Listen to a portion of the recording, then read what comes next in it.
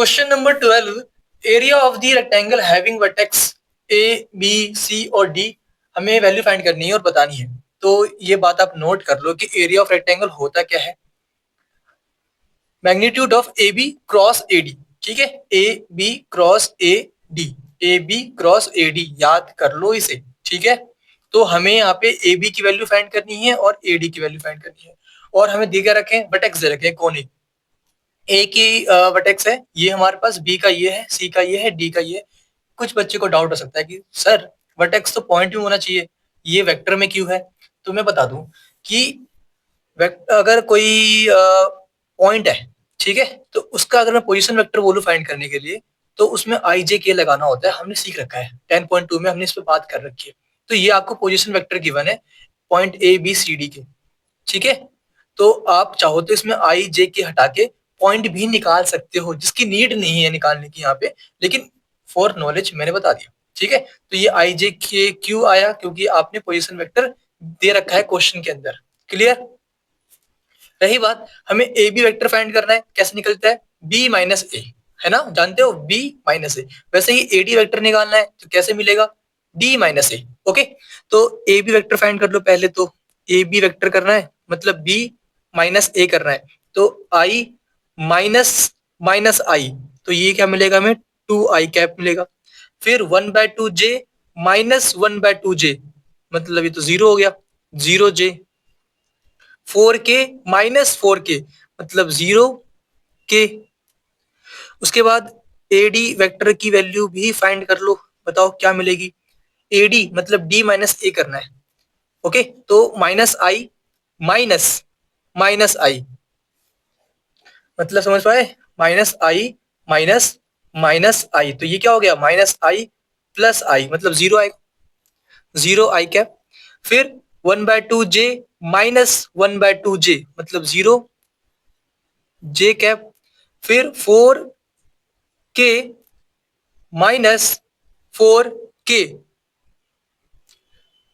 तो 0 का 4k। यहाँ पे कुछ गलती हुई है क्वेश्चन में, शायद गलती कर दिया मैंने, यहाँ पे माइनस है। ओके, सही कर लो इसे, यहाँ पे माइनस था, तो अब यहाँ पे 0 तो नहीं आने वाला, क्या आएगा?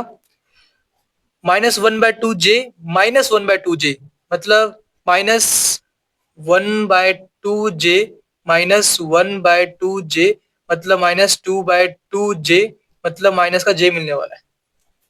ओके, तो ये गलती हुई है हमसे क्योंकि क्वेश्चन ही गलत लिख दिया था, तो माइनस का जे आएगा यहाँ पे। अब हमें करना क्या है?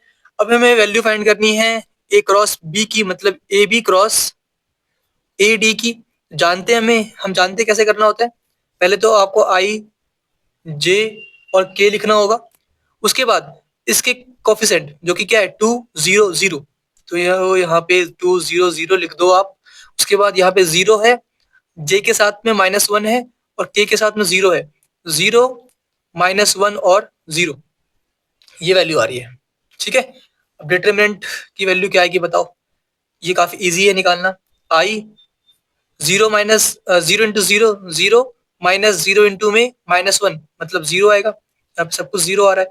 फिर माइनस का जे, 2 इंटू 0 0 होता है, -0 इंटू 0 0 होता है, तो इंटू में यहाँ पे भी 0 आएगा।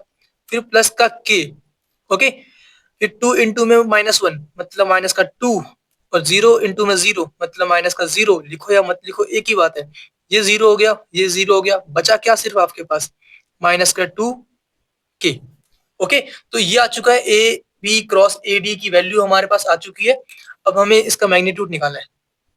एरिया क्या आएगा हमारे पास? Area equal to magnitude of A B cross A D, ये हम जानते हैं, और A B cross A D की वैल्यू आई है हमारे पास माइनस का 2k, है कि नहीं?